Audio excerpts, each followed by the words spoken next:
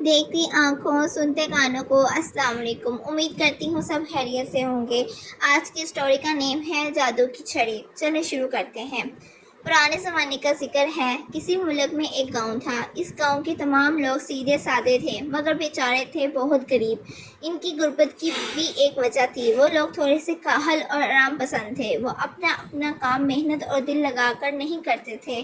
دل چاہا تو کام پر چلے گئے، نہ چاہا تو نہ گئے اور ادھر ادھر ہی فارغ پھرتے رہے۔ انہیں گاؤں کے چوپار میں درختوں کی چھاؤں میں بیٹھ کر ایک دوسرے سے باتیں کرنے میں بہت مزہ آتا تھا۔ کام سے زیادہ ان کا دل میلوں ٹھیلوں میں لگتا تھا۔ گاؤں کے لوگوں کی ان عادتوں کی وجہ سے انہیں محنت مزدوری کے زیادہ پیسے بھی نہیں ملتے تھے۔ ان کی غربت کی وجہ یہ بھی تھی کہ وہ کام سے دل چراتے تھے۔ اسی گاؤں میں رحمت نامی ایک بہت ہی امیر آدمی بھی رہتا تھا۔ اس کی ایک بڑی سی حویلی تھی اور اس کے بہت سے نوکر چاکر بھی تھے۔ اس حویلی میں وہ اپنی بیوی اور ایک بیٹے کے ساتھ بڑے ٹھاٹھ سے رہتا تھا۔ وہ نہایت لالچی، مکار اور خود غرض انسان تھا۔ اس کے پاس بہت ساری زمینیں تھیں مگر وہ ان پر کھیتی باڑی نہیں کرتا تھا۔ اب ذہن میں یہ خیال پیدا ہوتا ہے کہ جب وہ کھیتی باڑی بھی نہیں کرتا تھا تو اس کے پاس اتنی دولت کیسے آ گئی کہ وہ گاؤں کا سب سے امیر کبیر شخص بن گیا۔ اس کی ایک وجہ تھی وہ گاؤں کے غریب ضرورت مند لوگوں کو سود پر قرض دیا کرتا تھا۔ فرض کرو اس نے کسی کو 500 روپے ادھار دیے۔ ان 500 روپیوں پر وہ ہر ماہ ان سے اتنا زیادہ سود لیتا تھا کہ اصل رقم جوں کی توں رہتی تھی اور قرض دار بیچارے پوری عمر سود ہی چکاتے رہتے تھے۔ سود کو تو اللہ نے حرام قرار دیا ہے مگر اس کے باوجود وہ یہ کام کرتا تھا اور ایک مقررہ مدت کے بعد اس سے سود کی شکل میں بہت سارے روپے مل جاتے تھے۔ جو لوگ اس کو سود کی رقم دینے میں ناکام رہتے انہیں اس کے کارندے ہنڈروں سے پیٹا کرتے تھے۔ گاؤں میں کوئی شخص بھی اسے اچھا نہیں سمجھتا تھا کیونکہ اس کے ظلم و ستم کی وجہ سے وہ لوگ بہت پریشان تھے۔ ایک روز کا ذکر ہے، تیز بارش کی وجہ سے ہر طرف جل تھل ایک ہو گیا۔ کئی دن سے جاری بارش تھوڑی دیر کے لیے رک گئی تھی۔ ایسے میں ایک چھوٹا سا بونا بھیگتا بھاگتا اپنے چھوٹے سے خوبصورت گھوڑے پر سوار اس گاؤں میں داخل ہوا۔ اس کے جسم پر سرخ قمیض، نیلا پاجامہ، پیلے رنگ کی لمبوتری ٹوپی اور پیروں میں نکیلے رنگ برنگے لانگ شوز تھے۔ اس نے سوچا جب تک بارشوں کا موسم ختم نہیں ہو جاتا وہ کسی سرائے میں ٹھہر جائے گا۔ اسے اپنے گھر جانا تھا جو بہت دور پاکستان میں تھا اور بارشوں میں سفر کرنا بہت مشکل کام ہوتا ہے۔ وہ کسی سرائے کی تلاش میں ادھر ادھر پھرنے لگا۔ اچانک ایک جگہ اس نے بہت سارے لوگوں کا جمگھٹا دیکھا۔ شاید وہ گاؤں کی چوپال تھی۔ بہت سارے لوگ ایک گھیرے کی شکل میں وہاں کھڑے تھے۔ بونا بھی حال احوال معلوم کرنے کے لیے ان کے پاس جا کھڑا ہو گیا۔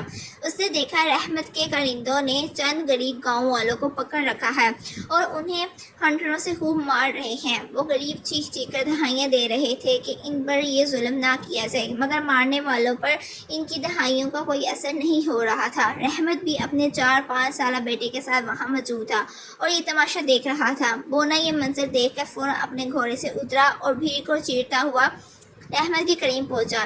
رحمت نے اسے دیکھا تو بولا، او بونے، تو یہاں کیا لینے آئے ہے؟ یہاں سے چلا جا ورنہ لوگوں کے پاؤں تلے کچل کر مر جائے گا۔ تم ان غریبوں پر کیوں ظلم کر رہے ہو؟ بونے نے اپنی باریک مگر تیز آواز میں پوچھا۔ تو اپنی راہ لے، تجھے اس سے کیا؟ یہ لوگ میرے مقروض ہیں اور اصل رقم تو ایک طرف رہی، سود کے پیسے بھی نہیں دے رہے، اس لیے میرے ملازم انہیں سزا دے رہے ہیں۔ تو نے اگر میرے کام میں مداخلت کی تو اپنے آدمیوں سے کہہ کر تیری بھی پٹائی لگواؤں گا۔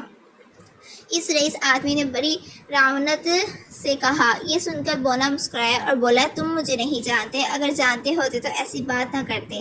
رحمت نے کہا، کیوں نہیں جانتا؟ تم پالشت بھر کے ایک بونے ہو، میں چاہوں تو تمہیں یہیں کھڑے کھڑے کانوں سے پکڑ کر پھینکوں تو سیدھے دریا میں جا گرو۔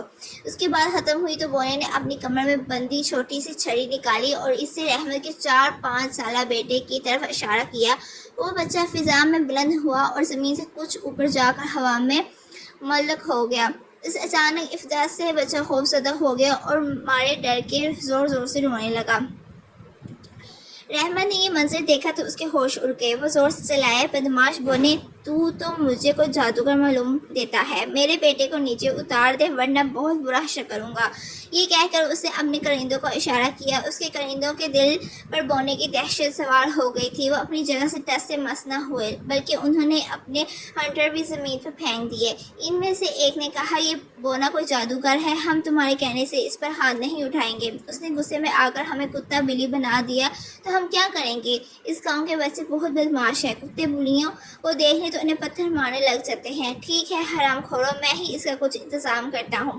یہ کہہ کر رحمت بونے پر چپٹا، مگر یہ کیا؟ ابھی وہ اس کے نزدیک بھی نہیں پہنچا تھا کہ بونے نے چھری کا رخ اس کی طرف کر کے اسے ہلکے سے گھمایا۔ رحمت کسی غبارے کی مانند فضا میں بلند ہوا اور اپنے بیٹے کے نزدیک جا کر رک گیا۔ اس کا بیٹا اس سے چمٹ گیا اور پہلے سے بھی زیادہ چیخ چیخ کر رونے لگا۔ آس پاس کھڑے لوگوں نے انہیں زمین سے اتنی بلندی پر دیکھا تو آنکھیں پھاڑ پھاڑ کے حیرت سے انہیں دیکھنے لگے۔ انہیں اندازہ ہو گیا تھا کہ بونا کوئی جادوگر ہے اور اس ظالم اور لالچی انسان کو سزا دینے کے لیے اس نے یہ سب کچھ کیا ہے۔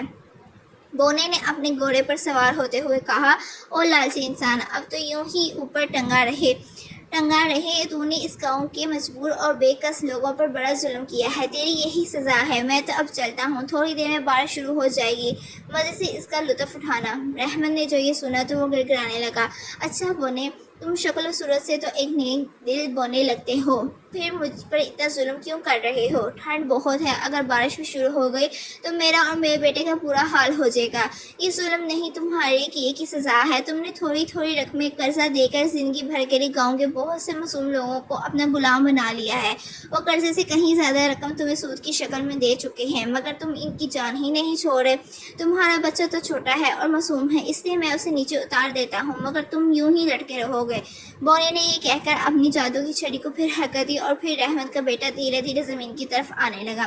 اس کے پاؤں زمین سے لگے تو امی امی کہتا ہوا سیدھا اپنی حویلی کی طرف بھاگ گیا۔ رحمت فضا میں معلق بے بسی سے بونے کو دیکھے جا رہا تھا۔ تھوڑی دیر بعد اس نے کہا، مجھے نیچے اتارو، میں تمہیں اتنی دولت دوں گا کہ تم زندگی بھر عیش کرو گے۔ مجھے ایسی دولت نہیں چاہیے جو تم نے غریبوں کا خون چوس کر اور ان کی بددعا لے لے کر جمع کی ہے۔ تم بہت لالچی ہو اور گاؤں کے ضرورت مندوں کو سود پر قرض دے کر ان سے اتنا زیادہ سود لیتے ہو کہ اصل رقم زندگی بھر چوں کی توں رہتی ہے اور اس کا سود اتارتے ہی ہلکان ہو جاتے ہیں۔ اپنی غربت کی وجہ سے جب وہ تمہیں رقم نہیں دیتے ہیں تو تم اپنے بدمعاش ملازموں سے ان کو سزا دلواتے ہو۔ یہ کہتے کہتے بونے نے زمین پر پڑے ہنٹروں کو ان کی طرف دیکھا اور چھری سے اشارہ کیا۔ سارے ہنٹر زمین پر سے اٹھے اور احمد کے ان کرندوں پر برسنے لگے جو کچھ دیر پہلے غریب اور بے قصور لوگوں کو مار رہے تھے۔ ان کی دردناک چیخیں فضا میں بلند ہونے لگیں۔ قریب کھڑے لوگ حیرت بھری نظروں سے یہ سب کچھ دیکھ رہے تھے۔ وہ بہت خوش تھے اور بونے کو دعائیں دے رہے تھے۔ جب ہنٹروں سے مار کھا کر وہ لوگ ادھموئے ہو گئے تو ہنٹروں نے رحمت کی طرف رخ کر لیا اور اوپر جا کر اس کی پٹائی شروع کر دی۔ رحمت نے تو زندگی میں کبھی مار نہیں کھائی تھی، اب جو اس کی اتنی پٹائی ہوئی تو وہ چیخ چیخ کر رونے لگا۔ سارے گاؤں والے اس کی یہ حالت دیکھ کر خوشی سے تالیاں بجا رہے تھے۔ اتنے میں احمد کی بیوی بھاگتی ہوئی آئی اور بونے کے آگے ہاتھ جوڑتے ہوئے بولی، خدا کے لیے میرے شوہر پہ اتنا ظلم مت کرو، اسے کچھ ہو گیا تو پھر گاؤں کے غریب لوگوں کو قرض کون دے گا؟ اچھا ہی ہے اسے کچھ ہو جائے، ویسے بھی قرض لینا کوئی اچھا کام تو ہے نہیں۔ میں پاکستان میں رہتا ہوں، وہاں کے لوگ دوسروں سے قرضہ لینے کو بہت برا سمجھتے ہیں۔ وہ اتنی محنت سے اپنا کام کرتے ہیں کہ انہیں ان کی محنت کے خوب پیسے ملتے ہیں۔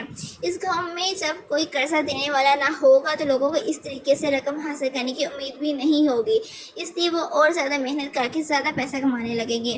جب انہیں احساس ہوگا کہ پیسہ بہت محنت سے کمایا جاتا ہے تو فضول خرچیوں سے بھی بچیں گے، غیر ضروری رسموں اور تقریبوں پر بھی ضائع نہیں کریں گے، تاکہ محنت سے حاصل کیے ہوئے ان کے پیسے جائز کاموں کے لیے محفوظ رہیں اور وقت طے پڑنے پر انہیں کسی کے آگے ہاتھ نہ پھیلانا پڑے۔ گاؤں کے وہ لوگ جنہوں نے رحمت سے سود پر رقم قرض لی تھی یہ سن کر شرمندہ ہو گئے۔ ان کی سمجھ میں یہ بات آ گئی تھی کہ اگر وہ بیکار بیٹھ کر وقت ضائع نہ کرے اور مسلسل محنت میں لگے رہتے تو اپنی ضروریات کو پورا کرنے کے لیے انہیں قرض لینے کی ضرورت نہ پڑتی۔ انہوں نے اپنے دلوں میں عہد کر لیا کہ اب وہ خوب محنت کریں گے، اپنی روزی کمایا کریں گے اور زندگی میں کبھی بھی قرض نہیں لیں گے۔ رحمت کی بیوی بڑی بے بسی سے اپنے شوہر کو دیکھ رہی تھی۔ رحمت نے گڑگڑا کہا، مجھے اس مصیبت سے چھٹکارا دلاؤ، میں وعدہ کرتا ہوں کہ گاؤں والوں کی وہ ساری رقم جو میں نے اب تک سود کے طور پر لی ہے انہیں واپس کر دوں گا، میں ان کا قرضہ بھی معاف کر دوں گا۔ اگر انہیں کبھی رقم کی ضرورت پڑی تو انہیں قرضہ نہیں بلکہ ادھار دے دیا کروں گا اور اس پر ذرا سا بھی سود نہیں لوں گا۔ اب مجھے یاد آ گیا کہ سود حرام ہوتا ہے. میرے پاس بہت ساری زمینیں ہیں. اب میں یہ سود والا کام چھوڑ کر کھیتی باڑی کر کے حلال روزی کمایا کروں گا. بونے نے جب دیکھا کہ وہ ظالم اور لالچی آدمی راہ راست پر آ گیا ہے تو اس نے اسے اپنی جادو کی چھڑی کے اشارے سے واپس زمین پر اتار لیا. رحمت اسی وقت بھاگا بھاگا گھر گیا اور ان تمام لوگوں کے پیسے جو اسے ناجائز طریقے سے لیے تھے انہیں واپس کر دیے. گاؤں والے خوش تھے. انہوں نے بونے کا شکریہ ادا کیا. گاؤں میں ایک چھوٹی سی صاف ستھری خوبصورت سرائے تھی. بونا اس سرائے میں چلا گیا. جب بارشوں کا موسم ختم ہو گیا تو بونا بھی گاؤں والوں کو خدا حافظ کہہ کر پاکستان روانہ ہو گیا جہاں پر اس کا گھر تھا. اس کے جانے سے سب گاؤں والے اداس ہو گئے تھے. وہ دن اور آج کا دن اس گاؤں کے کسی آدمی نے اپنی ضروریات کے لیے کبھی کسی سے قرضہ نہیں لیا. وہ لوگ زیادہ محنت سے اپنا کام کاج کرنے لگے تھے. اس کی وجہ سے انہیں زیادہ پیسے ملتے تھے جس سے وہ لوگ خوشحال ہو گئے. امید کرتی ہوں سب کو میری اسٹوری بہت پسند آئی ہوگی. آپ سب سے ریکویسٹ ہے کہ میرا channel like subscribe share follow ضرور کریں اور بیل آئیکن کا بٹن پریس کرنا نہ بھولیں. اوکے, اللہ حافظ.